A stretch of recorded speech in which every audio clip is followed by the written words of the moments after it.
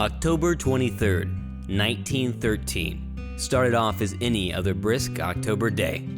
However, for the 9th District School in South Manchester, Connecticut, it would be a day never to be forgotten. It all began with Samuel G. Smith, a 10-year-old student of the 9th District School, was simply reading when he smelled something out of the ordinary. What's that smell? Is that...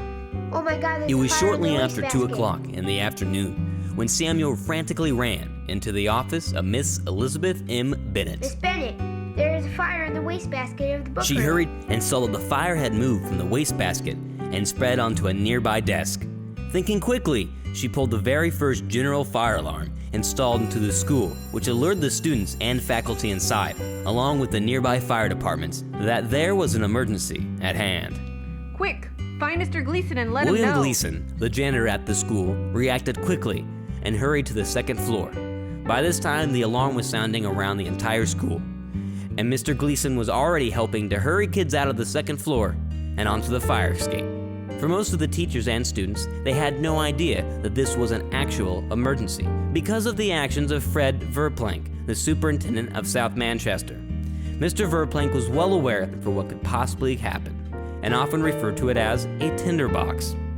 So he conducted fire drills on a regular basis, almost 2 to 3 times a week, in order to prepare everyone for what could possibly happen. And his preparations are what potentially saved the lives of 1,000 students. The students were quickly hurried out of the classrooms and down the hallways through the doors.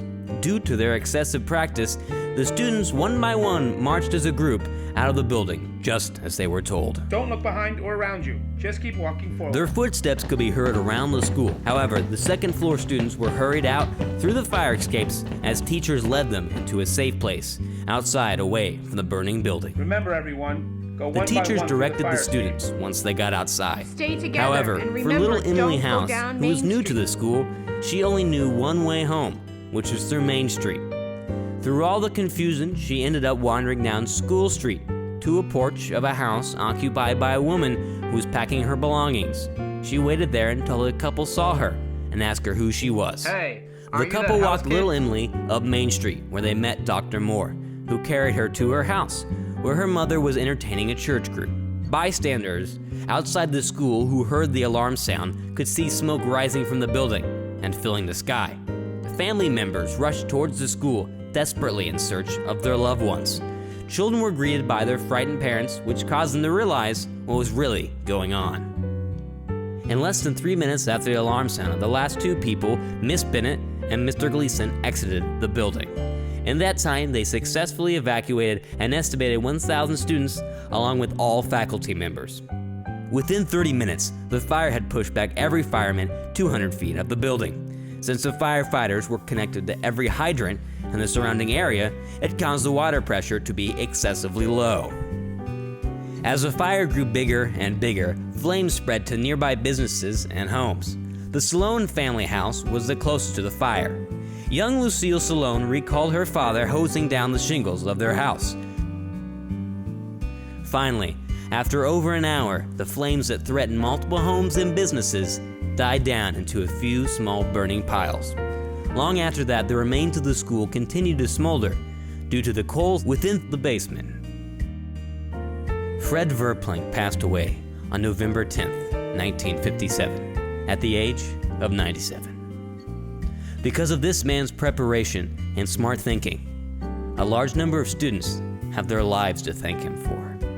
Samuel Smith, the 10-year-old boy who discovered the fire, later married Lucille Salone. Today, the Bennett Academy stands in the place of the 9th District School.